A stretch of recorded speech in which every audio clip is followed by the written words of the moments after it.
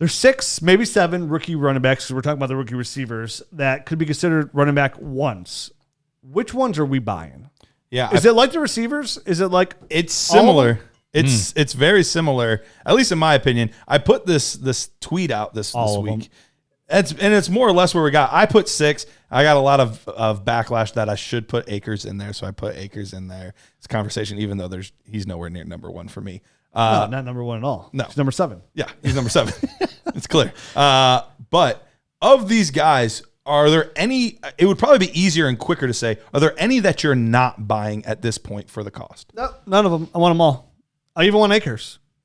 Like I said, I just went out and I made a trade for Gibson. I think he was the guy that I was most hesitant about on this list. And I just went and traded because he had done enough in my eyes to establish himself in this list. The only ones that I would question, maybe, I already mentioned Akers. I'm not huge on Akers.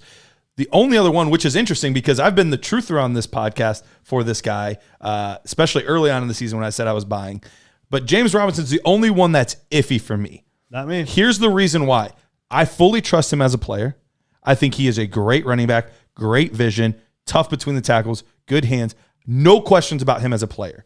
My only slight hesitation is the current cost mixed with the high likelihood that there is a different front office and head coaching staff there in Jacksonville next year. That's the only hesitation.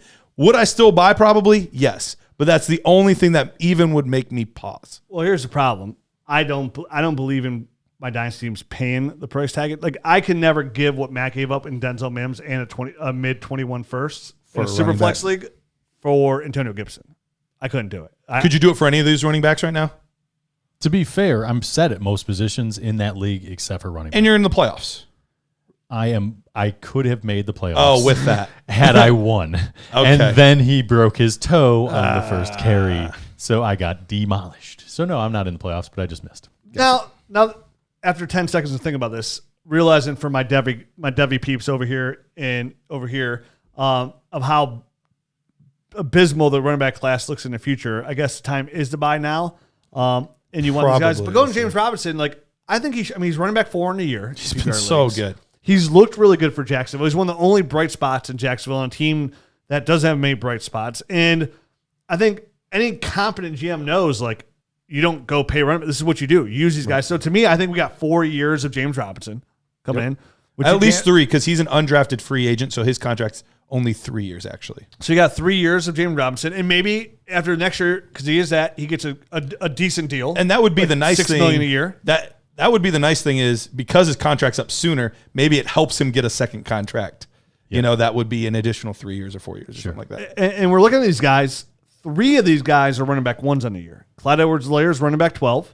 Antonio Gibson's running back 5. James Robinson's running back 4. Mm-hmm. So they're already running back 1s. And these are, besides Edwards-Helaire, 2 of them were the ones that were drafted later. And Taylor and Swift are knocking on the door of that as well. So am I buying any of these guys? I would take any of these guys over, except for maybe Akers. Besides Akers, I would take any of these guys over right now, any of the 21 running backs. And I don't blame you. Even though I like Etienne as a prospect, There's still a lot of question marks about where he's going to end up, how he's going to be used. System fits. I would rather take the known entity as opposed to the unknown entity. Because even Jonathan Taylor, who everybody loved beforehand, then he lands in the most perfect situation possible, is still behind. Like, right now, some guys, if you're doing a redraft league, you're taking Gibson ahead of Jonathan Taylor. You're taking. No, I'm just. Let me say this: common people are taking Gibson ahead of. Like, say you're in just a regular league, you're a casual fantasy player. Sure. Next year, going to your redraft league, you're taking Gibson ahead of Jonathan Taylor. You're taking James Robinson ahead of him. I think by the end of the year, you'll take DeAndre Swift ahead of him going into the next year. You would take Clyde Edwards-Helaire ahead of him going, just, again, the casual player, redraft. You know what I mean? So it's like, even then, the most perfect player in the most perfect situation you don't know. So he looked really good this week. He looked great. And a big chunk of those plays came in the pass, the one big pass. play, but yeah, he had a lot of really nice runs. He looked great. And hopefully he does come along because hopefully his vision can improve here. Mm-hmm. But still, I would take any of these guys over. And I love ETN just as much. He's my running back 1 so far going to class. On my early analysis, arguably, if I need a running back, the 1-1 next year. But still, I would rather take somebody who's already young and has already shown it. And I know for sure they're going to be good. I like their situation. And ETN's roughly the same age because he stayed for his senior year. So he could have been in this class. So he's roughly the same age as all these guys.